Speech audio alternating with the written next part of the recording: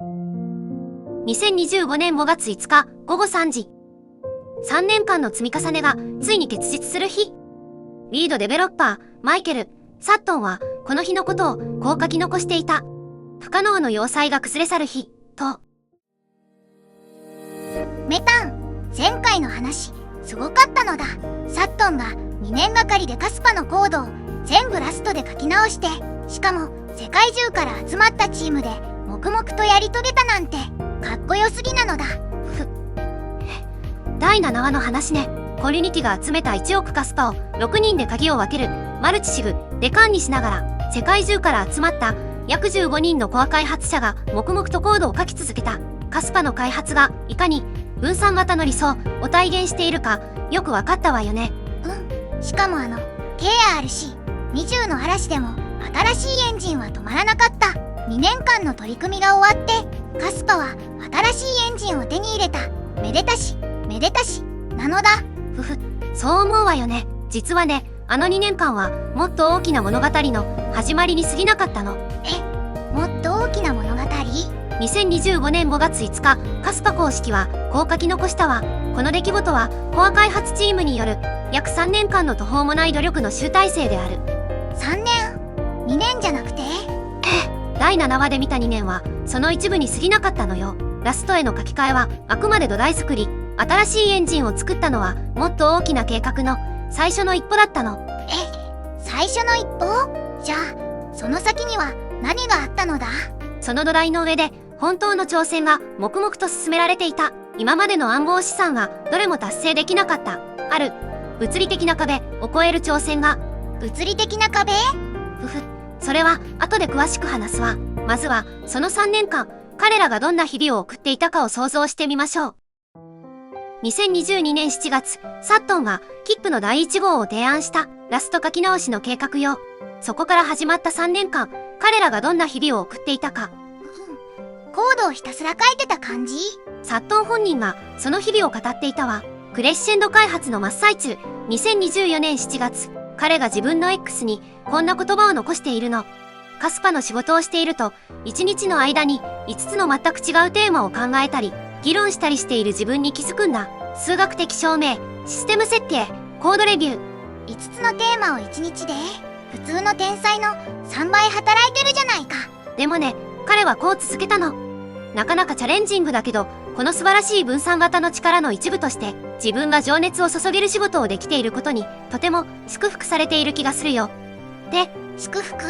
こんなに大変な仕事をしてるのに、祝福を感じてるの？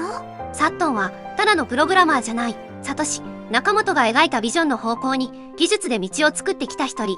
だから3年間派手な発表もない、価格に一喜一憂もしない、ただひたすらコードを書き続けられたの。自分が信じる分散型の力のために。そして2024年8月、彼らはついに世界に向けて計画を発表した。クレッシェンドのロードマップ、1秒に1ブロックから1秒に10ブロックへ。カスパはここから新しい次元に入ろうとしていたの。ロードマップ？それまでは外には何も言ってなかったのだ。開発自体はずっとオープンだったわ。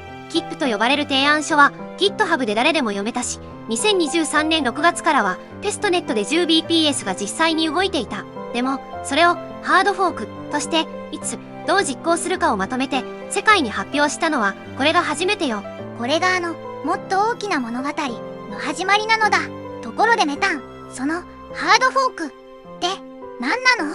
ネットワーク全体のルールを決められた瞬間に一斉に切り替えること。それがハードフォークよ。ハードってなんでハードなのだ？ハードは一般的に古いルールと互換性がないという意味。逆に古いルールでも動き続けられるソフトフォークもあるけど、クレッシェンドは互換性を切る大きな変更だからハードフォークになるわけ。なるほどなのだ。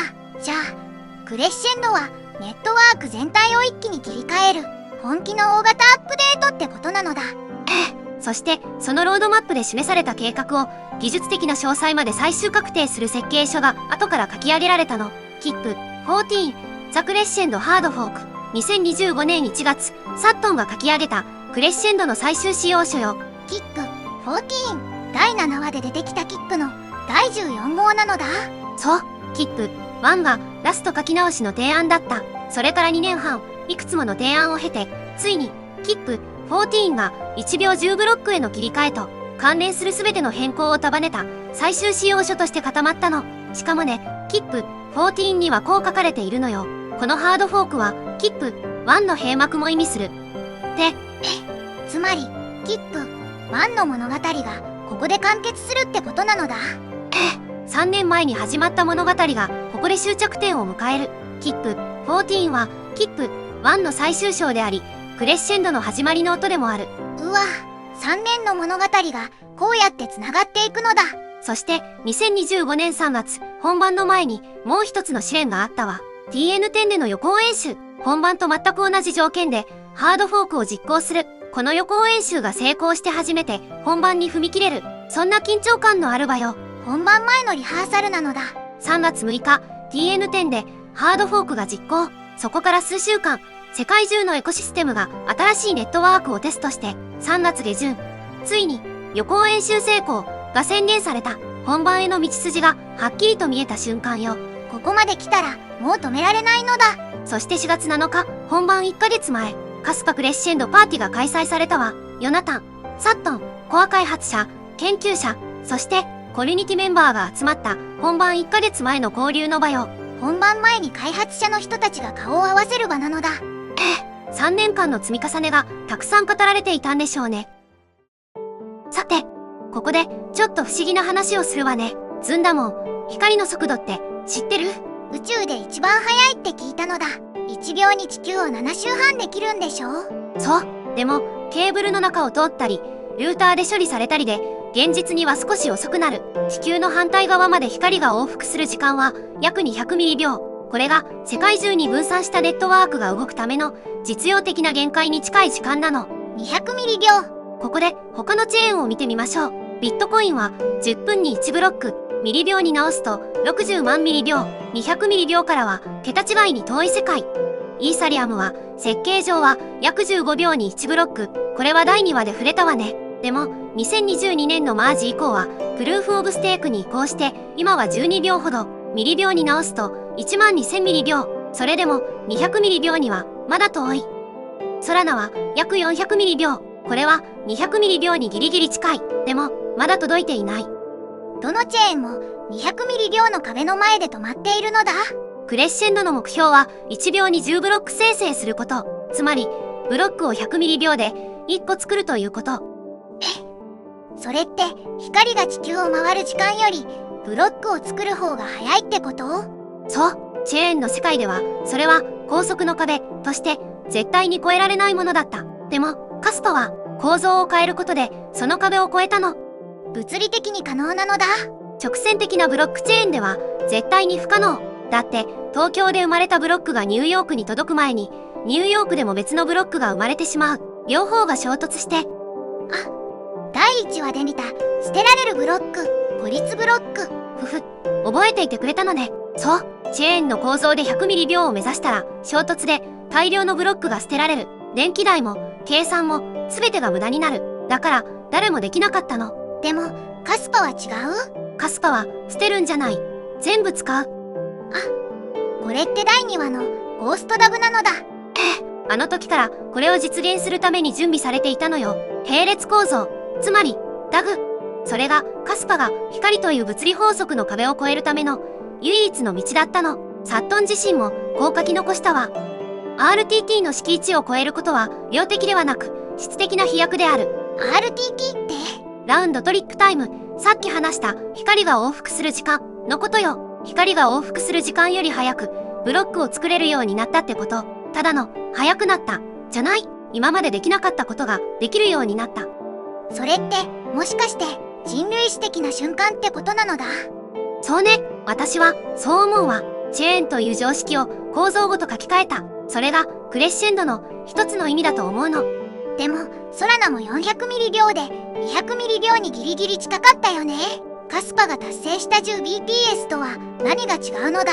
そう。ソラナも十分早いわ。でも決定的な違いはね、サットンの言葉を借りると、カスパは人為的にネットワークを抑制したり、参加者が近くにいることを前提にしたりせずに、この 10bps を達成したの。人為的に抑制？参加者が近くにいる前提？他のチェーンは参加者を高スペックなマシンのプロだけに絞ったり、データセンターを地理的に近い場所に集めたりして速さを出してる。そうすれば確かに速くなるわ。でもそれって、もしデータセンターが世界中に散らばったら性能が出なくなるってことなのだ。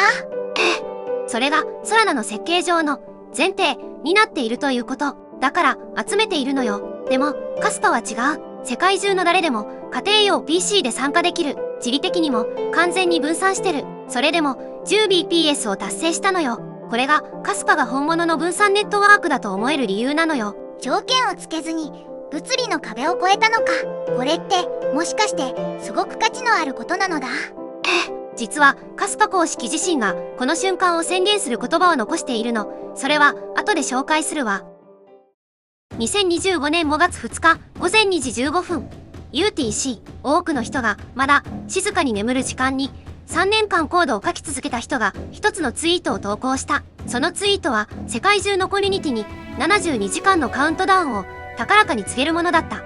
あと72時間で許可なき分散システムにおける大いなるクレッシェンドの瞬間を迎える。3年間の取り組みの最後のカウントダウンがこの一つのツイートから始まったのよ。そして5月5日、世界中のコミュニティがリアルタイムで集まるライブ配信が開催されていたわ。 YouTube、X スペースズでコミュニティメンバーがその瞬間を見守っていた。 TN10 での予行演習も成功してる。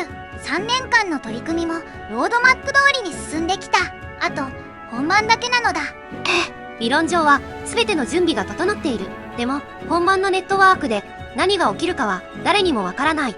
動くまでは誰にもわからない。それが分散型ネットワークの本当の試練なの。そして UTC 14時59分。あと1分。3年間の努力が実を結ぶ瞬間なのだ。5、4、3、2、1。わあ、変わったのだ。ブロックがものすごい速さで生まれていくのだ。3年間の努力がついに実を結んだ瞬間。すごいのだ。ポコポコじゃなくてパパパパってリズムに変わってる。1秒20個。第7話で KRC20 の嵐でも止まらなかった新エンジン。あれが今ついにメインネット本番10倍速で動き始めたのよ。クレッシェンド。だんだんと盛り上がる。追いにする。ヨナタンとサットンはこのハードフォークにその名前を付けた。3年かけて高まってきた音が頂点に達したの。達成の瞬間、カスパ公式はこう書き残したわ。これはサトシ・ナカモトのビジョンを実際に実現する。大企業や政府から普通の個人まで全てのネットワーク参加者の完全な自立性と自己試験というビジョンを。サトシ・ナカモトのビジョン、第0話で話したやつなのだ。2008年、サトシ・ナカモトが描いたビジョン。銀行に頼らない、誰でも参加できる自由な現金システム。あのビジョンがビットコインでは金庫になってしまった。でもカスパはサトシが本当に作りたかったものを16年の時を経て実現したの。16年。プルーフオブワークで誰でも参加できる本物の分散ネットワークで物理法則で決まっていた壁を構造で越えて世界の誰でも使える速さでプルーフオブワークが本当に目指していたもの。そしてサットンは3年間の取り組みの最後にこう書き残したわ。今日は疑いなく人類の知性が再び証明した日として暗号資産の歴史に刻まれる。不可能に見えた要塞も才能と無視の献身の前には必ず崩れ去るのだ。メタン、僕感動して言葉が出ないのだ。ふふ。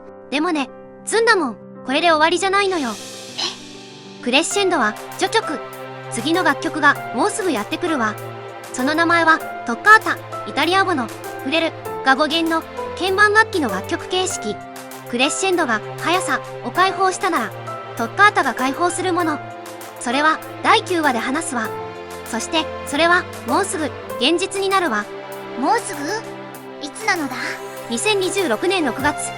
今からわずか1ヶ月後よ。1ヶ月後。物語はまだ続く。次回第9話で会いましょう。